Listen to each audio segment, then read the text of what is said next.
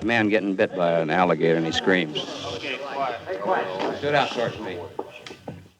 Ow! No, not an owl. A real scream of pain.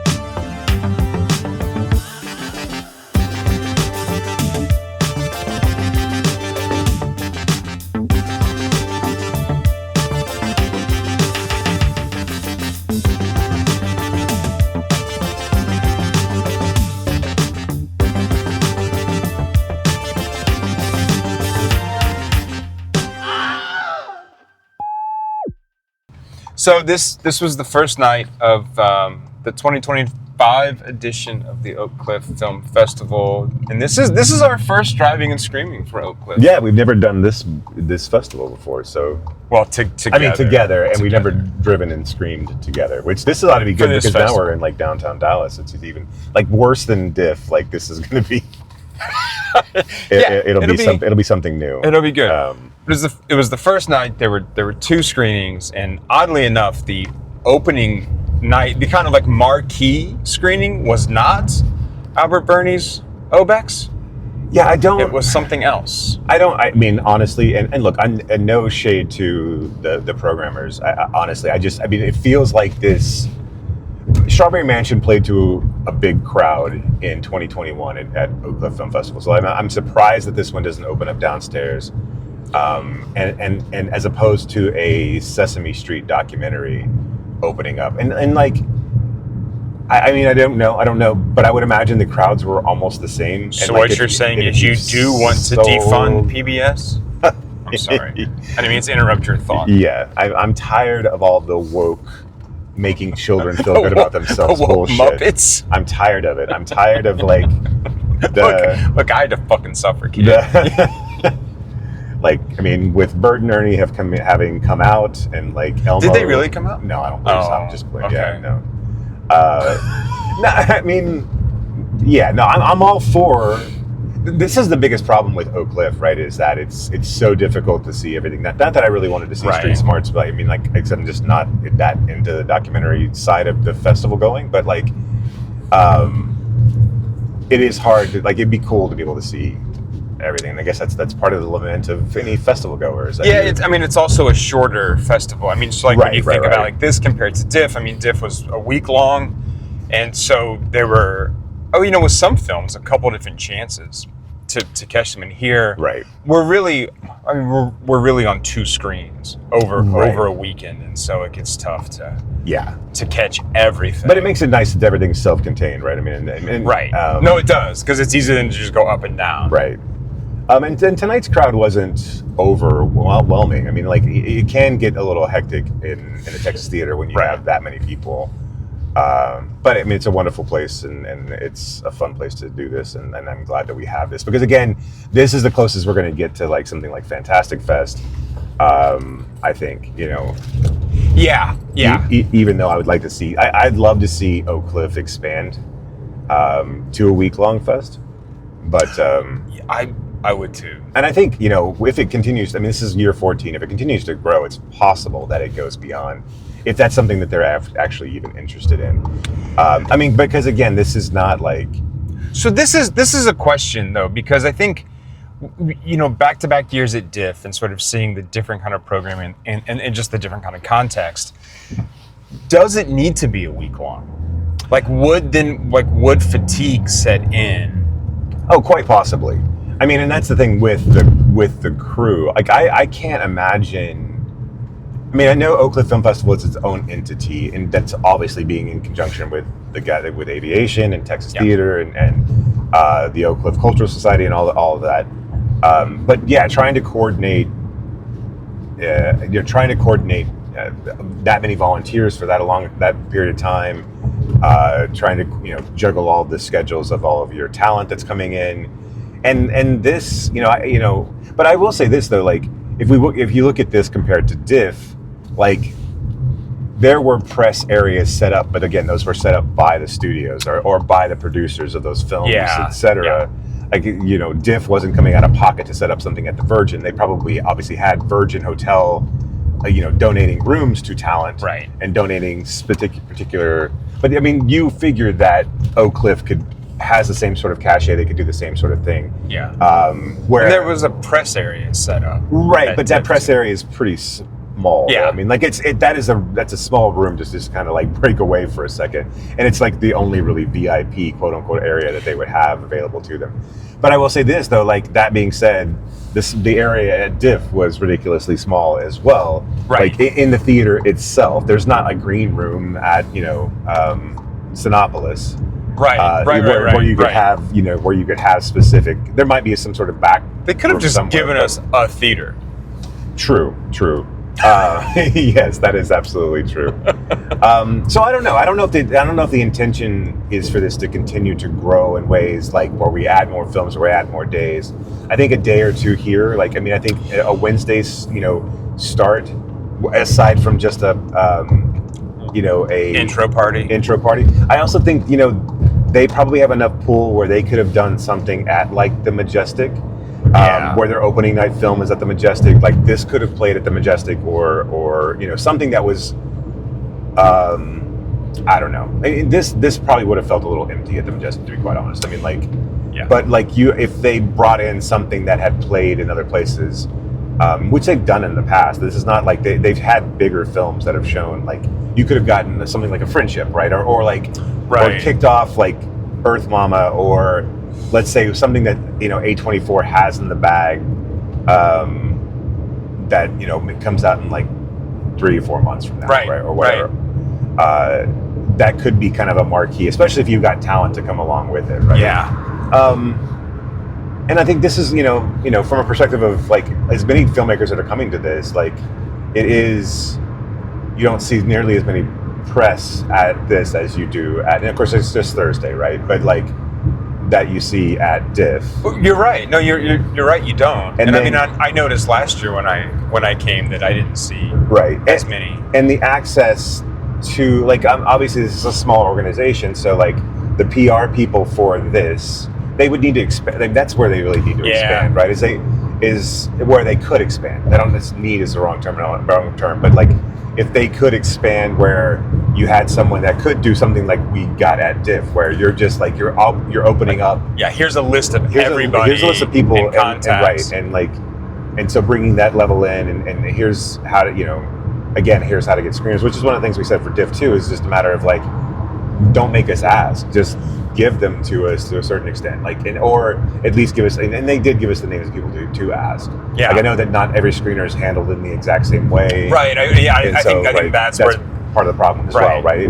But and that's, you know, I guess there's limitations, right? I mean, certain producers and studios will all want to do their own thing about how they host their films online to be able to be submitted.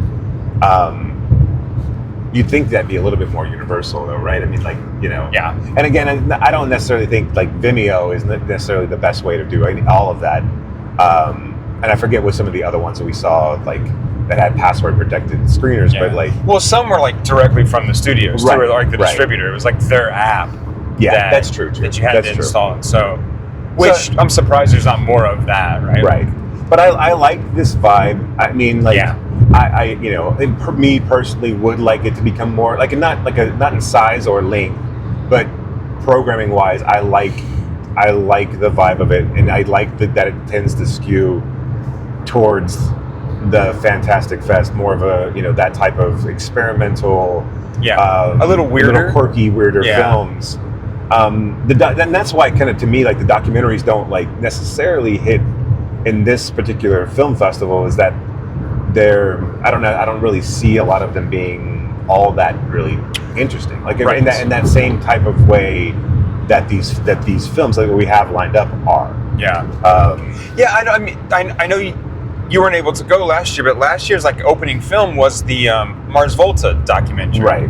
But, and I don't know, we didn't really talk about that, but one of the interesting things about that documentary was that the voiceover, like interview part of it, that was like all done separately, and then like the filmmakers and editors put together the accompanied like video footage along with that, which was kind of I thought like a kind of real, I don't know, unique way to put this together, and so it made for something different. It wasn't just like your kind of like average like music biopic or music doc, right? Right, which is why I think something like Street Smarts, a Sesame Street documentary about Maria, I don't think that's going to be breaking any new ground. What if Maria was a Muppet? Right, the entire time it's like reversed. Like they got actual people to play the Muppets. They got an actual Maria Big Bird, was like everyone saw Mr. Snuffleupagus this time. So this is a live action Sesame Street. They found like a big woolly mammoth to come in. Hey bird. He's always so sad. He really is always so sad. I think that's. I think it's because he doesn't feel seen. Right. Yeah. He's only visible to Big Bird. Which I guess would make all of us sad to a certain extent. I mean, the only person we talk to is Big Bird. Right. Giant child bird. But tonight's opening film was Albert Birney's new film called Obex. Which is, I mean, on its surface, about another kind of lonely man, which kind of falls in line with the other with Silvio and Strawberry Mansion, which we talked about on this podcast, and we are huge fans of. We've shown them at our fundraiser, and I was wildly excited that this premiered at Sundance.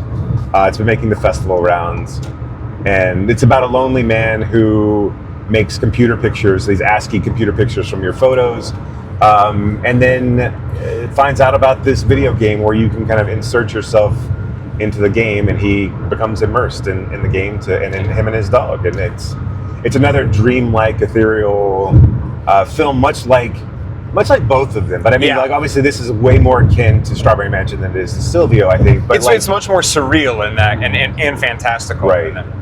And what I find so interesting about these movies is that, like, I know we tend to throw around like these terms like you can't see, no one else is doing this type of thing, but we don't throw around Kafka-esque. The lament of the film festival goer, where we have to listen to the Q&A questions from the crowd, which I wish that was not a thing. I wish that's why we don't ask them either. Right, yes, because we don't have to then say the word Kafka-esque.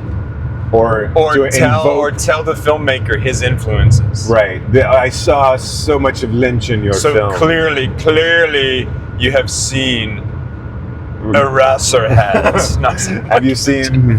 Yes. I have a question though. Can I stop you? Yeah, please, absolutely. So, would you called him lonely, but I don't know if lonely's. Well, he's not lonely in the sense that... Okay, yeah. I mean, you get the feeling that he's maybe a kind of a shut-in, right? Well, because I think that's what happens with Silvio and with Strawberry Mansion. But I think Silvio is clearly lonely, right? And the guy in Strawberry Mansion is clearly lonely as well. I mean, like, I'm not sort of arguing that point, but this one, he seems almost like content to just kind of like do his work and watch his movies and like, and live with his dog. I don't know. But I think there is maybe a bit more of an agoraphobe in him than right. And I would say, I don't know. I mean, like, I think there's an interpretation of this that like because he lives before he goes into the game. Yeah. He lives in this world where he's driving these highways by himself or with his mother. Yeah. And there's no human connection, and he is seeing these visions of death and where there's really he's alone in this car just kind of like with all these like remnants of a life that's gone. So there's an undertone of sort of melancholy within him. But yes, you could argue that he's not necessarily lonely. He's just he's very much Paris windowing his life. To bring it back to the Andrea Kramer series, we probably will never finish. We will. Well, yeah, this is the first time we've actually been back for recorded a while, for a right? while. Yeah. Well, because we've been running the diff interviews, and also we're fucking busy. Yeah, things happen. Things get in the way. And I think we were like, we've got enough of these interviews. We can wait. We're okay. Right. And diff has been like, what, 3 years ago since we got out of that? So three and a half. So just. But the interviews are still relevant. That's like, you know, these things don't. These are movies you guys can't see yet, so absolutely. They're relevant. And they're good conversations. They are good conversations. And like, we still have some left. And I know. Like, they're still all good conversations. At least they were fun for us. So, like, but back to Obex. I mean, I do think whether or not we call this guy lonely or not, the fact that he is isolated, that he is, I mean, I think very kind of germane to the themes of the film is that he spends his time on a computer and watching TV, and that's kind of it. Right. I mean, so he has someone that buys his groceries for him that he does not see face to face. Right. He just leaves money for. And then, his business is to draw these pictures. So he advertises in computer magazines to type out these pictures in ASCII, and he gets $5 a picture for them.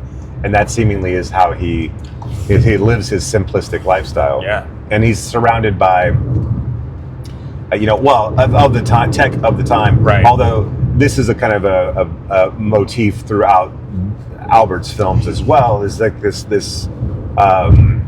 I don't want to call it retrofuturism because it's not real futurism. But I would call it like an analog sensibility, right? Right. Yes. Yeah. And which is less prevalent, I think, in Silvio, but obviously way more so in Strawberry Mansions as well. So, and a lot of the visuals harken back to Strawberry Mansion. And Albert in the Q&A mentioned that this is a smaller, more personal. I mean, all of his films are personal, but this is a smaller, more personal film. So you can kind of see a scaled down version of Strawberry Mansions where, and what's so amazing to me about these films and like how, obviously low budget that they are, is that the special effects are so well imagined. Like the what they're trying to accomplish, they accomplish without fail every single time. Yeah. And it really does bring this visual aesthetic that they kind of cultivated across their films. But it's so, if nothing else, if the story doesn't connect with you, at the very least, these are just wildly interesting films to look at and to take in. And especially if you're, if you there's a little bit of nostalgia bait, and not bait, I guess, in the sense that because it doesn't ever ring false what he's trying to do.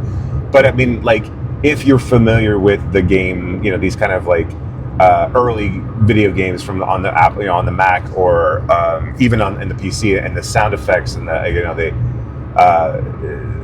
just how they all kind of imagine themselves in the pixelated versions. It really is kind of a warmth there to that as well. And I think like compare it to Paris Window, right? Which I think is brilliant in its own way. I think you really don't see films like that are this low budget that kind of belie their budget, right? That really kind of pop on screen like this. And I think that's what's so amazing to me for Birney and Tucker's like films, is that like, if you were to have told me that this cost $10 million, I'd believe you, because I think there's so much going on here that the lo-fi bit of it, I was like, oh, well, they spent a lot of money making it look like this lo-fi thing. Right. And I know, they're, and as we sit in like a theater, that's full for this film, and then granted it's part of the film festival, but I feel like this is a moment of like knowing Albert Birney before, and I don't know if it's basically we talk about the Oakland Film Festival, whether it will blow up or not. Like this guy will Birney blow? Yeah. Like this is someone like waiting in the wings to just really give this guy money and see what he can do with a significant budget. And I know he's got Strawberry Mansion 2 or whatever the follow-up to Strawberry Mansion is, in the works, and they're trying to get funding for that. But like, this feels, I don't want to compare him to Anderson in a sense, because I think Anderson wasn't what he is now right to what he was. I mean, like, yes, Rushmore, but again, and that's not really fair because Anderson came with backing early on. Yeah. As much as he was independent, he was $5 million independent. It wasn't like he was not scrappy $100,000 independent guy. He was always he had money backing him even in the Bottle Rocket stages. And these are not as twee as Anderson. Of course not. Yeah. But I'm just talking about like. But I mean, is anything? Right, not anymore. No. Since Zooey Deschanel doesn't make it, New Girl anymore, it's not like there's nothing as twee as. There is no. Yeah. Right. Twee is dead. You could say that Sarah's still carrying the torch, maybe to an extent, but because he's now now he's in Anderson films, but he is so winky. Like everything he does is like winking to the camera. But did you see Phoenician Scheme? No, not yet. Okay. Then we'll table that conversation. Before we before we talk about Sarah, we can talk about Phoenician Scheme Sarah after that. But like I'm trying to think of things that would be twee now that like don't fit. Like Sabrina Carpenter to me is like, but she's too dirty to be twee. Right. And like, and I don't know. She's like not that. That's. I'm not like lamenting her She's dirtiness. in touch with her sexuality. Right. And twee people are not. They're just kind of like, I guess like sex is. I don't know what I'm doing here, right? But we're talking about. I'm just thinking of like a Belle and Sebastian sex song. I mean, it's like very much like not really about. Like in a world where like most of the times the commercials that I see are just for Jardians. I don't know like what is twee anymore. Like I don't know. Right. I don't know what exists in the realm of twee. It's probably good. I mean, we're both in our Yes. I'm in my like late 40s. You're a little older. It's probably good that we don't exactly know what I'm in my twee early is, stage. But 50s, but yet we're still talking. I'm still like, yep. Bill and Sebastian and Zooey Deschanel, and that's like our reference for Like I think there's got to be some sort of like Elliott Smith revival movement that we're not akin to or we're not privy to. Like that there's something that exists in that realm that is escaping us because we're. So if you're listening to this and you know what twee, like what's the new twee magazine that exists today? Like it's not like Little White Lies. It's not like those are two. Like what's the fucking McSweeney's of today? Is that right? I mean, like that would be no. I think so. I think McSweeney's would be, or probably more like The Believer. Yes, right? Which was I mean, I felt like that was the more who would a young Elliot Page be playing these days? Yes, right. I mean, like right. I think we're such in a we're in such a cynical time that it's almost impossible. Is it possible to be twee in Trump land? That's the new that's my new book. Right. I'm putting it on Kickstarter today. Fund this, yes. So Fred Armisen and Carrie Brownstein need to do a reboot called Trumplandia, and like we'll go for that level of twee. I mean, is that? But is Armisen then like almost like a post-ironic twee at this point? Because I don't. Well, here's the thing. I don't know that Armisen or Brownstein are twee in themselves, but I think that show is very twee. Well, you've seen Armisen's like ridiculous stand-up for drummers kind of thing, right? Yes. Okay. So maybe that, but again, he's too old to be twee. Like he can't. I don't know if he can carry that torch. But that feels twee to me. Yes. It's so specific and on the nose, and like also like it is. Man, maybe that's just us. Like because again, like you said, we're aging out of twee. But that stand-up to me.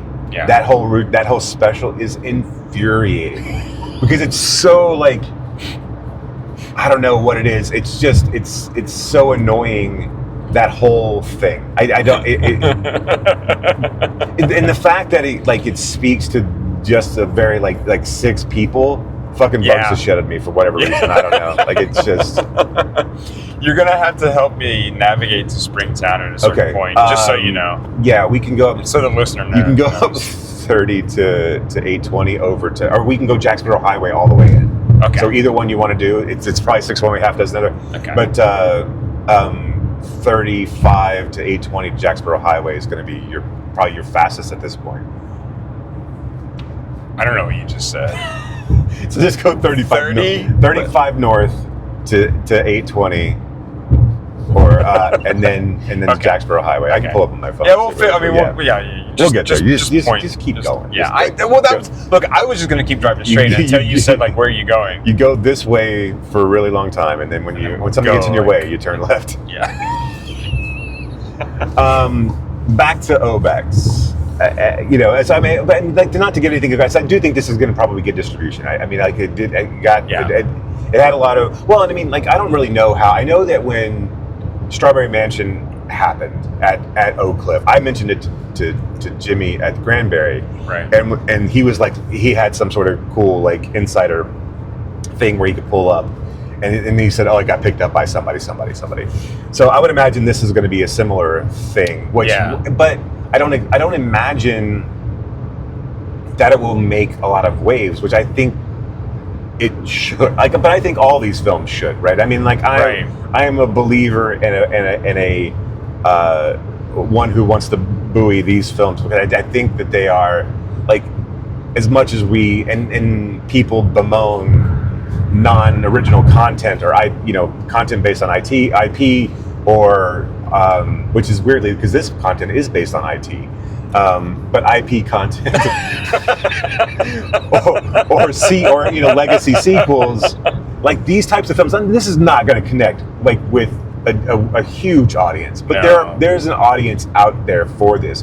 And if someone like A24 or Neon were to grab this, I think that's and really kind of put some muscle behind it, I think this is not that far-fetched from something like Everything Everywhere All at Once, or Swiss Army Man, or like these kind of niche, smaller, like, this, I could see this making 15-20 million at the box office if you were to put some muscle behind it and like really kind of push it.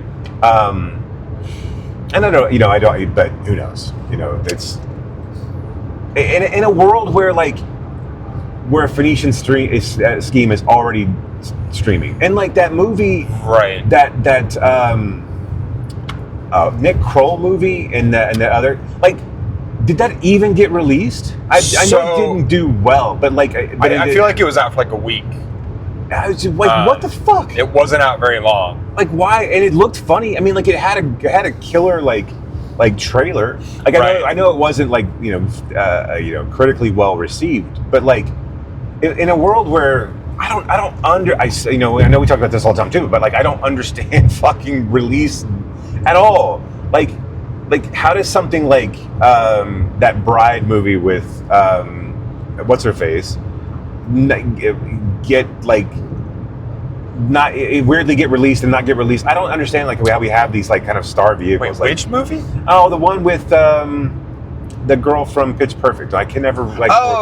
The Rebel Wilson. Yes, Rebel Wilson. I don't know why I'm stuck on that name, or just never pops in my head. But like that Rebel Wilson, Nick Kroll, like these are not huge stars, but they're big enough names where like you can't tell me that like from the minds of Big Mouth or the star of Pitch Perfect, or from the makers of Con Air becomes Bride Wars or whatever. Right, I know these aren't great films, right? But they're films that, like, I get it. We're in the summertime, so like, but then why release them in the summer? There's almost like nothing out that is interesting. It's at theaters right now. Right. It's your soulless live action quote unquote remakes of films that were better when they were animated. Right. You'll want to get over to the left because that's the only lane that goes up to 35. You mean to the right? Yeah, that is the right. Yeah. I want you to leftly get over to the right. But yeah, I mean, like, yeah. So we've got. What do you have? You've got your big like. So, like, I don't even know if 28 years later will stay for very long. To be quite honest. But yeah, it's like, what are they moving out of the way for? I mean, I guess like now you've got kind of like two releases, maybe every, like How to Train Your Dragon and then Elio came out. I guess no, but that didn't come out the same weekend. So How to Train Your Dragon and Elio and 28 years. You've got Megan 2.0 but yeah, I mean, there's it's not like it's just, I mean, like, I don't know. Like, it used to, I mean, obviously, I know it's not how it is now, but it used to be, there'd be 2 or 3 things that came out every weekend, and you'd have a choice, and you could go see all of them throughout the week. Now, like you said, there's nothing that's really that interesting. And things that are interesting are impossible to fucking find.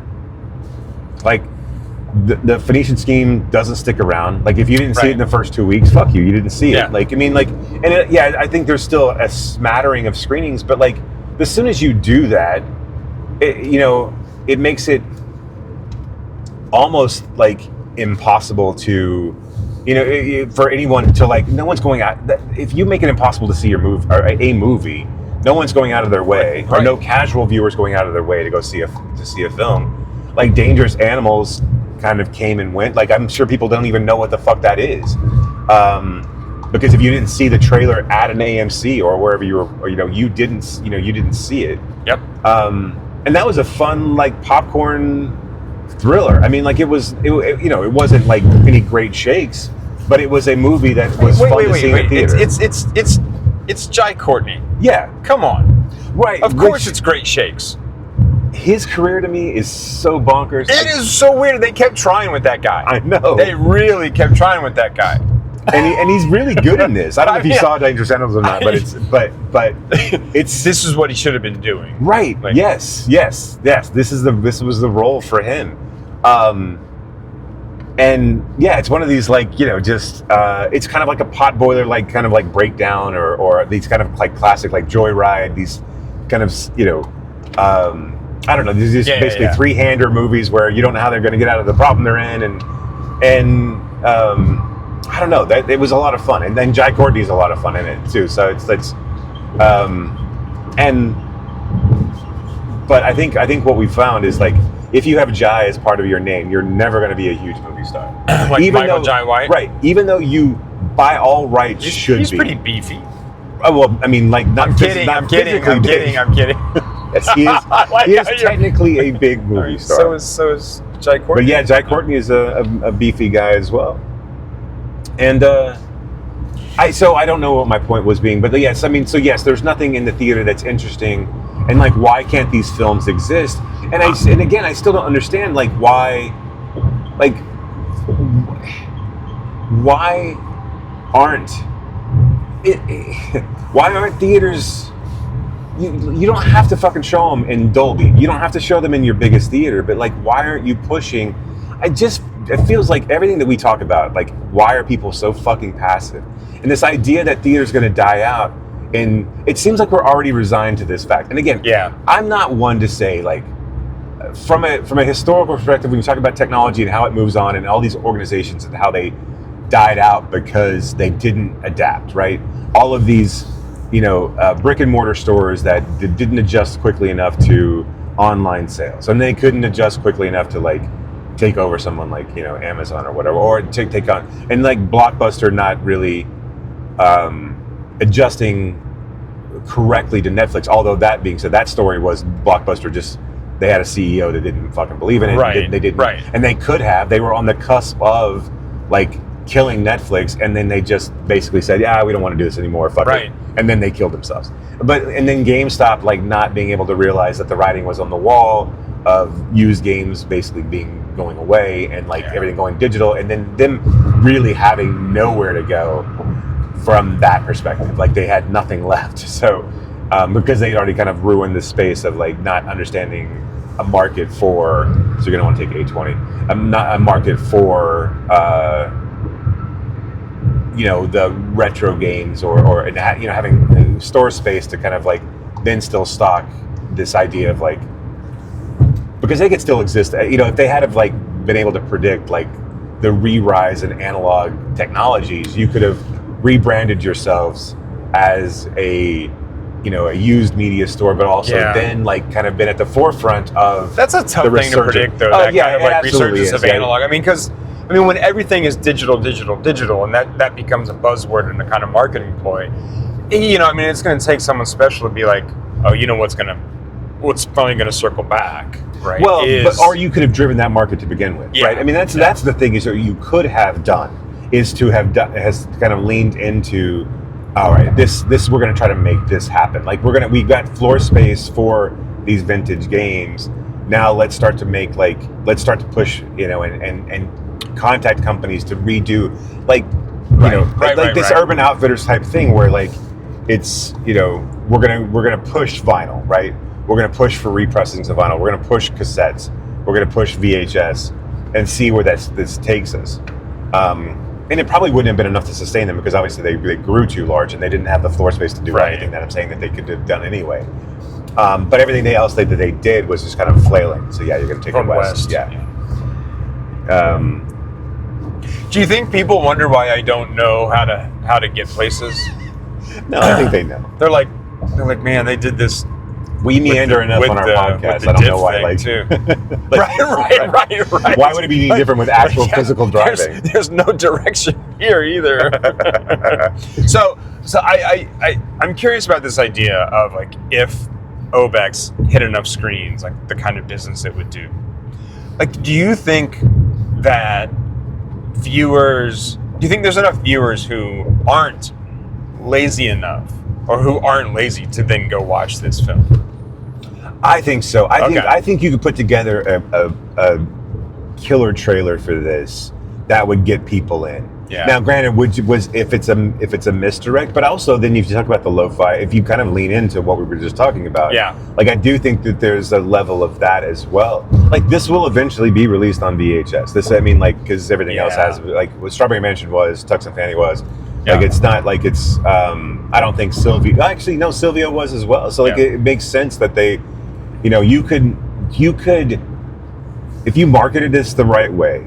I'm not saying it's going to make $100 million, right? That's not. No, and I don't know. But I do think that you could have a nice 4-week run of people really talking about this. And again, like we don't, like what's the, we don't even try these theaters don't. And I guess my point of being like, I think that's the bigger point. Right. That's my other thing. Kind of the point coming back to it is like. All right, I'm not one to say that you have to hang on to some thing that is clearly going out the window, right? But I don't think that theatrical, like movies aren't going out the window. This theatrical experience does not have to die out. Like this because one, like concerts haven't died out, right? I mean, like this communal experience doesn't have to die, right? And yes, I know that there's complaints, and I know it's different than concerts because it's just different, right? It's that you're not seeing the actors play this out in front of you, and this is not live theater. But this communal experience of having these films together does not have to die, and the theaters that look, the theaters obviously have issues with too many screens, right? They did the same thing that GameStop did, and you expanded into brick and mortar, and you expanded into these theaters that have, 16 screens that you can't keep going, and you really needed to stick around. We really needed to just build more 4 to 8 screen, 4 to 8 screen theaters, and lived with that rather than 4 to 6 is your sweet spot right now, right? If you had a 4 screen theater, you could probably keep that going for fucking ever. Yeah. But I mean, like. Look, I understand we're staffed with kids, we're understaffed, but like, what is AMC like? AMC is more interested in running ads before the fucking movies, rather than actually pushing their movies. Right. Like, and we're also selling merch for films that have already come out. Like that. So like, there's no real push to like. And there has to be some sort of marketing genius out there that could figure out, all right, I've got a captive audience here. Yeah. Like, I've pressed my A-list. Like,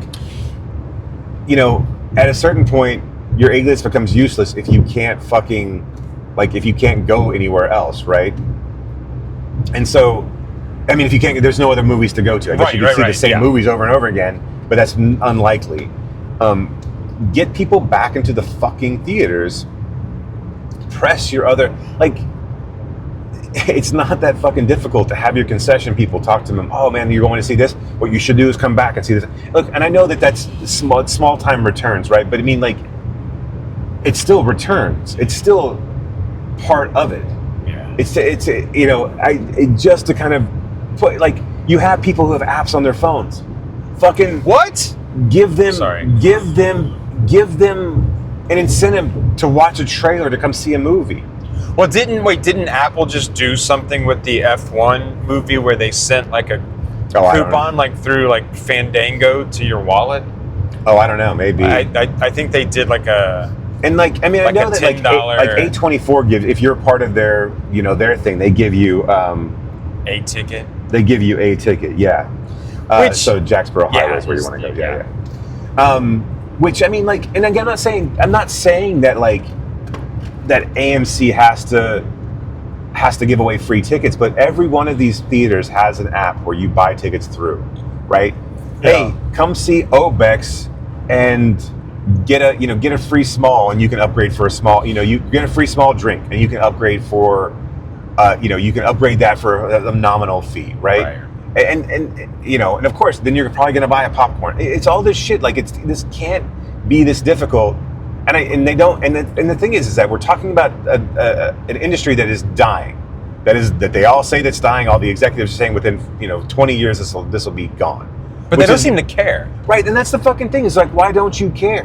Why don't you try to make yourself different than all the others? Why doesn't AMC try to be more like the Alamo in a sense of like, there's more rep screenings, there's more more independent screenings, like there's ways to do all this shit, and there's films out there to show. Like I don't understand. Like, hey, have you seen the funny? Like, you saw this, like, and we know your viewing patterns because you're gonna want to go west as well. Okay. We know what you're doing. We know your viewing patterns because we know what movies you've seen, and we know what movies you're coming to. If you saw this, you'll fucking love this. Like, oh, you know what? There's a new Wes Anderson coming out. Like, you see all the AMC, whatever they fucking call their art house like section, right? The twee unseen. The tween unseen, yeah. But yes, keep going to the right. Sorry. Right. And then we'll just take this all the way. Oh yeah, I can't turn left there. You cannot. I mean, you could, but it's going to be painful because there's a big. It'll be your wall. side. It'll be fine. Right. But I mean, like, it just feels like, all right, we're all just ready for this to die. It feels like we just don't give a shit. And here's the thing. Look, I'm not behind the closed doors, right? And maybe, but these seem to be like no cost items, right? You've got everyone who's subscribed to your A list.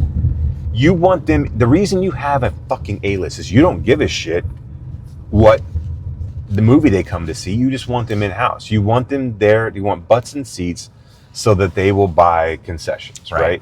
And obviously you want their dollars month over month, but you want them inside so they will buy concessions. Yeah.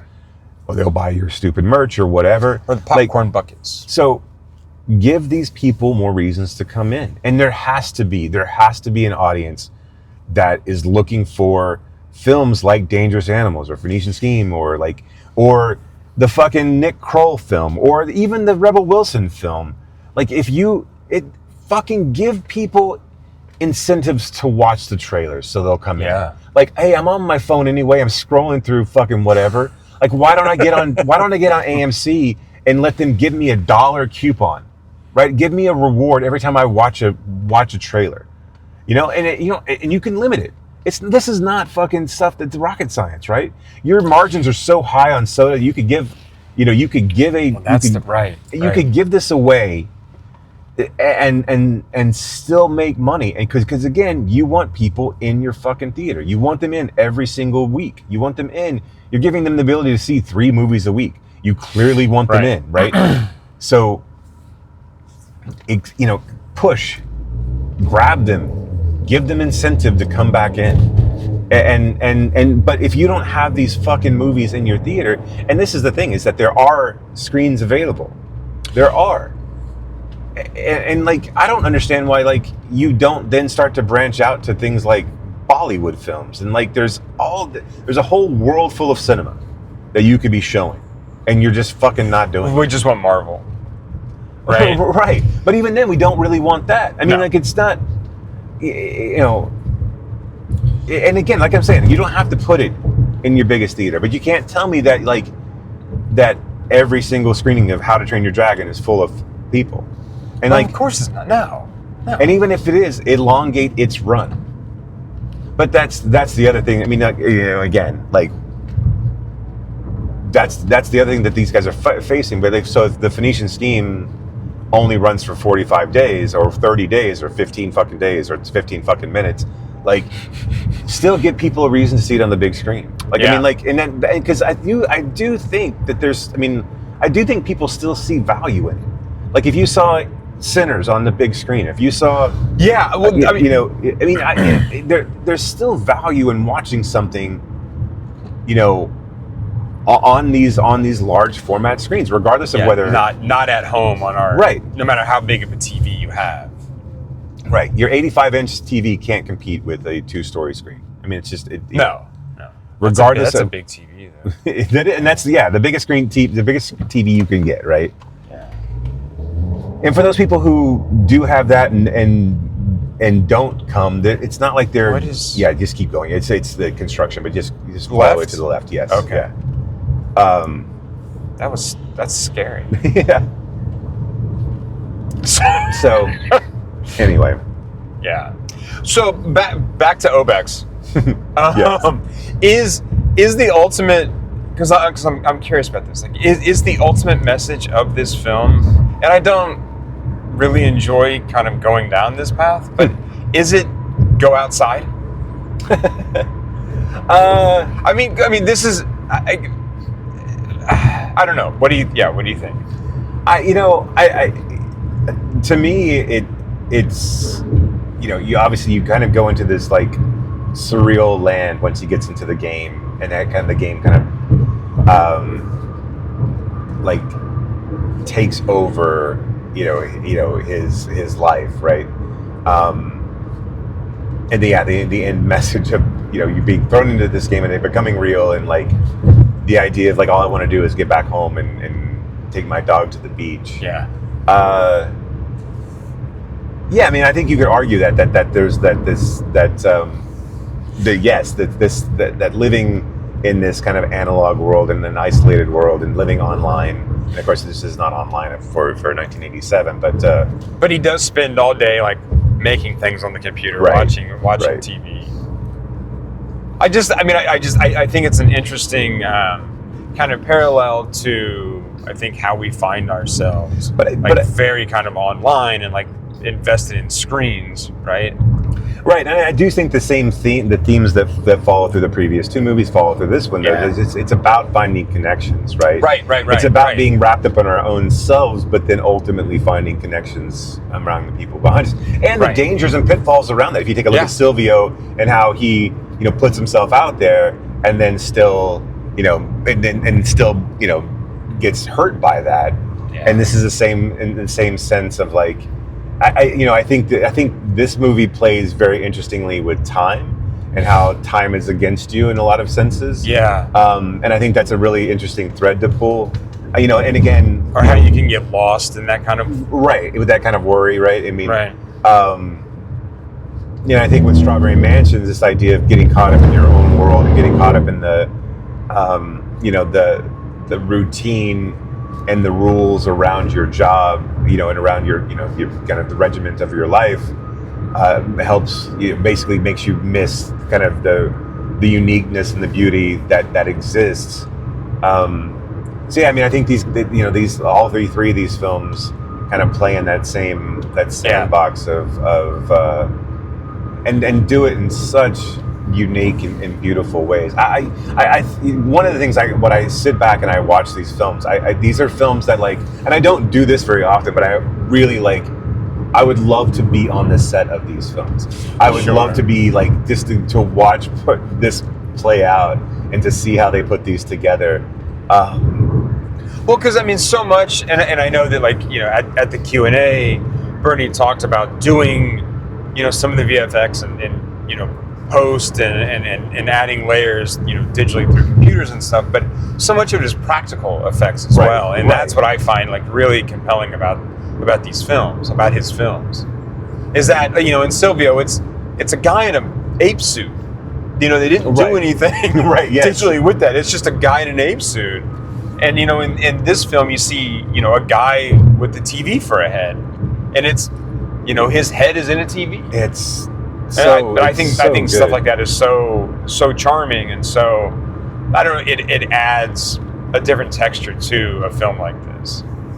Well, and how like lovingly realized a lot of I mean, again, a lot of the vintage tech, obviously, the attention that's paid to it as well. So the other thing I mentioned like the other things I find interesting about this is I do find for a low budget film, like I find it extremely interesting that they were able to use footage from Nightmare on Elm Street. Right. And have like Freddy show up. Freddy and Depp and I'm sure that Nancy, Heather doesn't like. Heather probably would sign off because she just seems cool. Yeah. But like having Depp's likeness, maybe it's all tied up in that movie. I bet it is tied up all in the movie rights. But they probably had to do something else because then like a Freddy character pops up in a game sequence. Being able to utilize that's gotta be being able to utilize that character either goes to speak to his connections and what people think about him as a filmmaker. Yeah. But that has to be a relatively huge get to be able to show footage from the film and to be able to utilize Freddy, because you could maybe argue that the Freddy character like in the dream sequence does show up as like maybe a parody, but it's so close. Sure. It's clearly a guy in a Freddy costume. Right. But you can't say that about the movie. No. Since it's actual footage, and it's not just footage from the trailer. I mean, there's moments from the end sequence of the film. Like it's not so that's really it's one of those things that's like also like if you told me this movie cost $10 million, that's I'd point out, you spent all of it trying to all of it there, all of it trying to get rights to show Nightmare on Elm Street. But I think that's I will never not be excited to see a film of theirs. This is and I do think there's a potential for, if you were to throw a ton of money at them, that would kind of ruin the. Not that I wouldn't want them to get their bag, but I think it would ruin. And you've seen this with like a bunch of indie bands that do their own first album is amazing, and then some studio picks them up, and you're just like, oh, what the fuck? Yeah, right. What happened there? What happened? Like, why is this? Or with Chloe Zhao's Eternals. Right, yeah, exactly. Yeah, exactly. Yes. Yeah. I feel like that's always going to be my kind of go-to. This is what happens. But I think this was a brilliant start to the fest, and it's such an Oak Cliff film too, right? I mean, it's very much. I think it really fits the vibe of this festival. Yeah, and I feel like had this been downstairs. And I don't know, I really don't know, because I picked up my ticket for this a while ago. Yeah. But I feel like had it been downstairs, you had a potential for even more people to show up, right? I mean, because I'm with you, I reserved the ticket pretty quickly because I was like, well, it's upstairs, it'll sell out. Right, yeah. Which it did. Yeah, it did. So good on that, and I'm glad we got to see it. I'm glad it came here. Yeah. And I'm not going to continue to second. I mean, I'll probably continue to second guess things, but that's just because that's what we do. That's right. And I'm sure there's a good. I'm sure there's a good reason why it didn't play downstairs and the other one did. I don't know what it would be, but. I wonder if it has some. Well, I don't want to speculate on whoever was. Maybe Birney was like, "Hey, I've never seen the one upstairs." Whoever's distributing the other film, or whoever's representing the other film, if that was kind of a contingent sort of, right. Hey, we want to be in the bigger. I don't know. Big Bird has to be on the big screen. Yeah, the biggest screen you got. He's not called Big Bird for nothing, bitch. Snuffleupagus has got a fucking rider that's ridiculous. It's just like, right? Only green M&Ms, Right. shit like that. Which sounds. He looks like the type, doesn't he? he does. Yeah, he seems very like high maintenance. Yeah. All right. What else do we have on the docket this weekend? A bunch of shit. And I don't even know. Like, I don't even know what. I really don't know what our schedule looks like days over days. We're gonna see a lot of stuff. I am excited. We're gonna see the meandering project tomorrow, and I think that'll be really. I'm really looking forward to that. To the live music, in the theater, and that'll be really interesting. meandering short films, short experimental films, and then we're seeing something else. Yeah, but we'll figure that out when the time comes. Right, when we watch it, it'll be happening. It'll be like, oh yeah, it'll show up. That's what we were. Our eyeballs will see it, and that's how these things work. Hopefully, the girl that was sitting in front of us tonight won't be there tomorrow. So this is the thing. Like, have we? And not to be like old guys shouting at the clouds and stuff, right? I'm gonna watch this on my 85-inch TV. But like, we talk about like fucking movie we talk theaters. about this communal experience, and part of that communal experience is understanding that it's a communal experience, and that like you're there with other people. And I always feel kind of like our job is to enjoy ourselves, right? And we all enjoy these things in a different way. But also, it's important not to make it unenjoyable for other people. Yeah. To understand that, like, what we do can negatively affect the other people in the room. And so part of that is, like, not fucking talking loud throughout the entire film. Yeah, the talking was the worst part, right? I mean, like, her mannerisms were bad. Fine. Or, like, smacking the guy next to her. But it's the like, talking. But yes, it's the fucking, like, it's very, and when she walked in and was talking to the guy, it was like, oh, I'll go see, you know, this other, like, Life with Chuck with you. I'm in. Like, I was just like, oh, this is going to be bad. Yeah. Because, like, and, like, fuck you, I would never see Life with Chuck with you or anything else, to be quite honest. But, like, right. These people that don't know that they're, or just don't care, I you know, whatever, but like have to commentate, like, you know, and like that. I mean, she was, okay. Everyone enjoy a movie, right? And, but like pointing at the screen, slapping this guy's leg, like every time a bug or a dog showed up on screen, like whispering whenever something. But it wasn't whispered. Like, that's like not actually talking to them when, like, oh, that thing happened on the screen. Let me tell you about it. Yeah. It's just, that's the thing. Well, look, we all whisper right through movies from time to time, but we do so in a way that other people can't hear us. But the guy sitting next to you doesn't need to hear, hey, did you see that? Like, yeah. Or my God, like how, like, you don't need to be. We all fucking saw that. We all saw it. We all fucking heard you ask the guy next to you if you saw that. And so, yes. The answer to all of it is yes. But I mean, like, and you wonder, like, why that person came to a film festival. So this was this is like the other question that I kind of had there was like, why? Like, why then go to something like this? Yeah. Right? Why go to a movie that, like, is going to demand your attention? I mean, like actually ask you to pay attention to what's going on. Challenge you a bit, and not just kind of like be able to dip in and out of a film. So and I mean, when you come to Film Fest, you do two things. You ask bad questions and you shut the fuck up. Yeah. Well, when you go to Q&As at film festivals, that's what you There needs to be like a TED Talk or a class. So this is, okay. You mean on like Q&As? Yes. But before that, I was going to tell you that this, the writer Philip Lopate, who's an essayist, but he's also a film lover and has written quite a bit about films. He had, like, one of his more famous essays was called Confessions of a Shusher. And it's about him going to movies and shushing people that are too loud. Right. And he's just like, I don't fucking care. I'm going to tell you to shut up. Right. But part of it is kind of like we're all in this together and you need to realize that. And so I'm going to sort of protect that space from that. But yeah, there should be like a guide to Q&As. Had this not been the first night of the film festival, I was close. Yeah, I was very close to, like, But I'm also like a little sensitive in the sense that I'm a bigger guy talking to a woman who like I've got the high ground on too, like right. And so that I was like, and it was egregious, but it wasn't.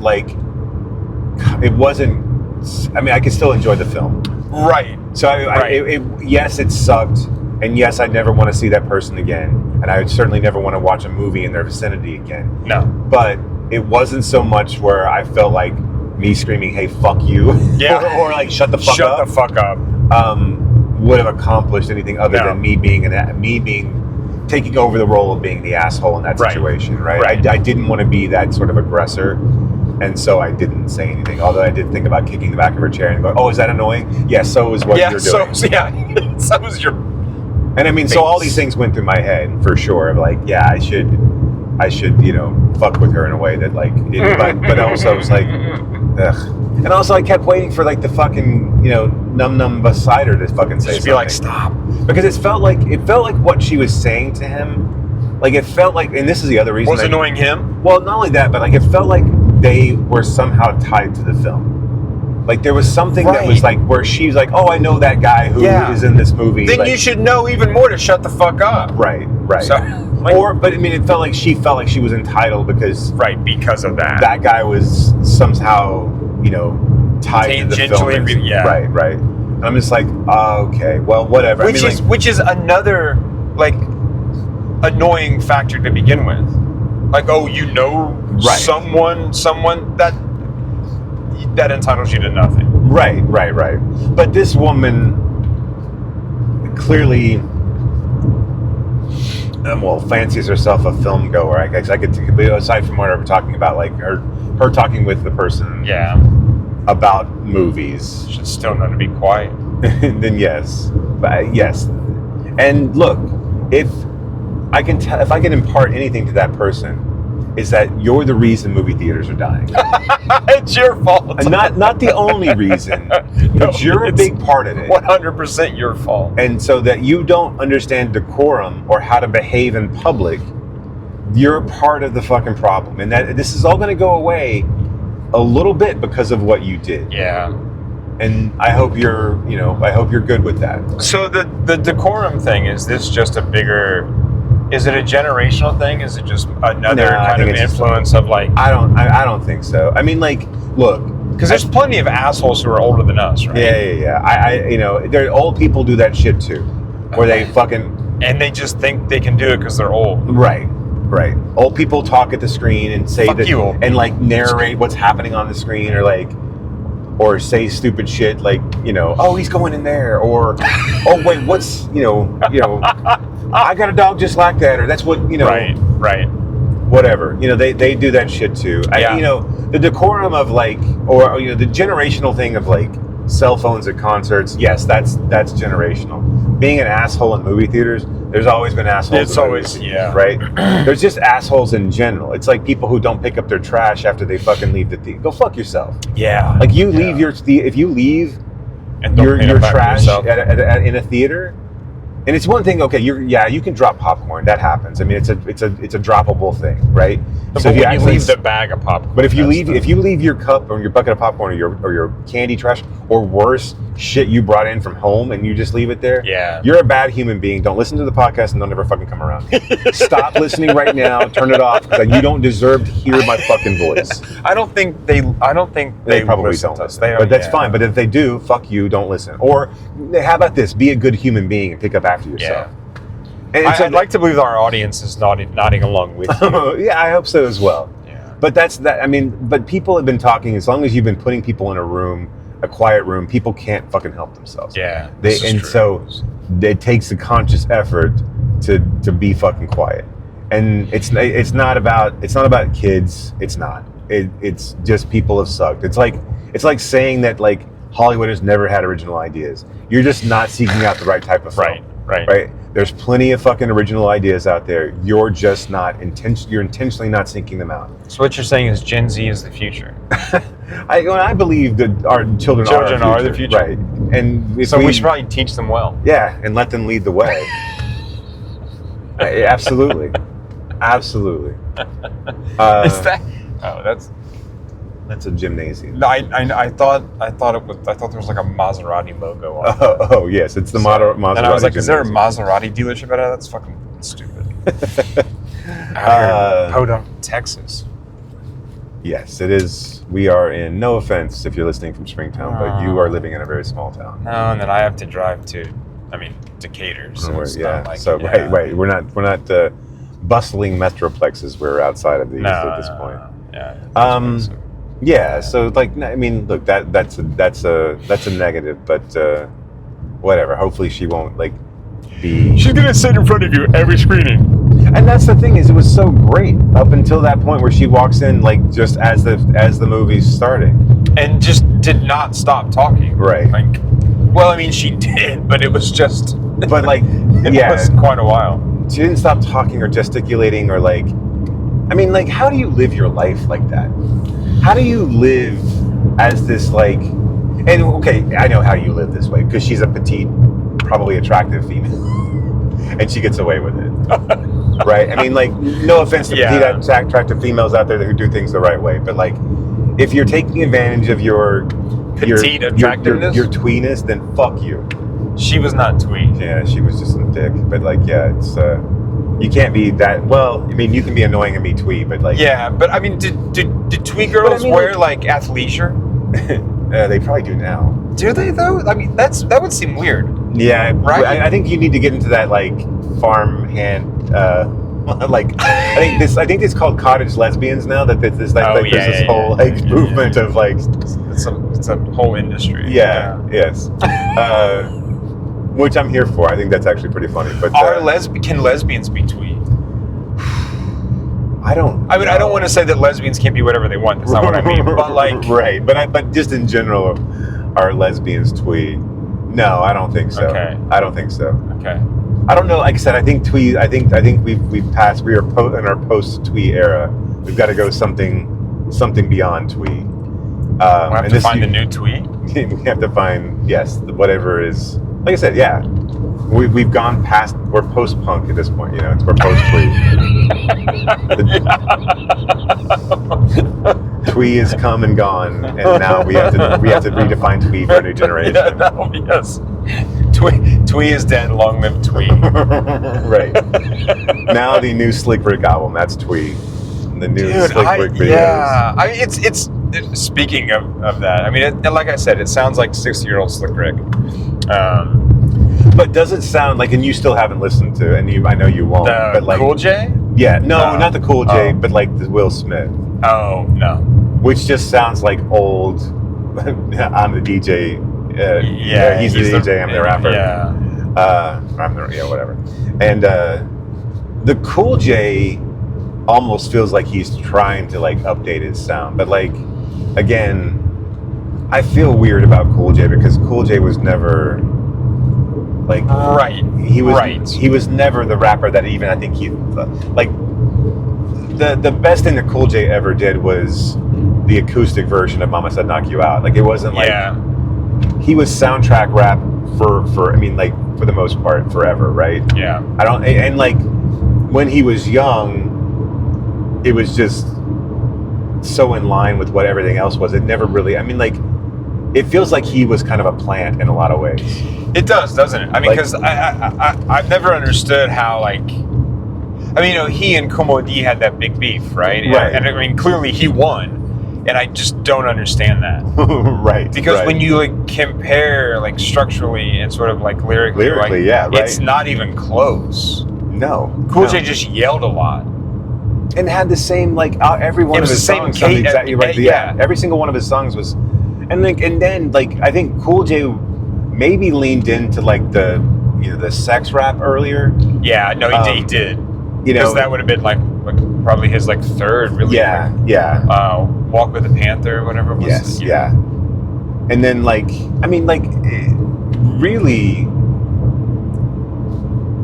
You Jingling Baby is like probably like the first time he like really like kind of like starts to find a different lyrical pace. Even. I'm the type of guy. Right. Yeah. Yeah. But if like the Slick Rick, if you told me that was his third album, I'd be like, oh, okay, sure. I can see how it fits in there. Right. I'm trying to think. It's going to curve around here. It's hard to find at night. So, but yeah, I mean, we can wrap this up. Yeah, I was going to say, like, anything else that we need to have. We sort of like I said, I'm worried we've hit a high note a little early. I'm interested with some of these other titles to see what. For sure. I think I'm ready to be surprised by a lot of these. Yeah. Or I'm hoping to be surprised. Yeah. Same. So yeah.